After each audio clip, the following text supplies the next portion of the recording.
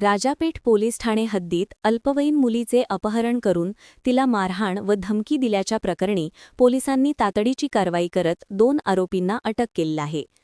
पीडित 15 वर्षीय मुलीने 27 फेब्रुवारी रोजी दिलेल्या तक्रारीनुसार आरोपींनी तिच्याशी जबरदस्तीने संपर्क साधत तिला शिवीगाळ, मारहाण व जीवे मारण्याची धमकी दिली.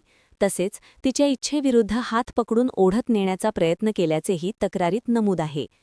या प्रकरणी राजापेठ पोलिसांनी गुन्हा क्रमांक 134/2026 अन्वये भादवी कलम 75(1), 78, 294, 115(2), 351(2), 352(3)(5) तसेच सहकलम 8(12) अंतर्गत गुन्हा दाखल केला. गुप्त माहितीच्या आधारे आरोपी नरेंद्र मोहिते वय 21 रा मायानगर व राहुल सुनील मेहरा वय 21 रा आदर्श नगर यांना ताब्यात घेण्यात आले. ही कारवाई पोलीस आयुक्तांच्या मार्गदर्शनाखाली राजापेठ पोलीस स्टेशनच्या पथकाने तत्परतेने पार पाडली असून पुढील तपास सुरू आहे.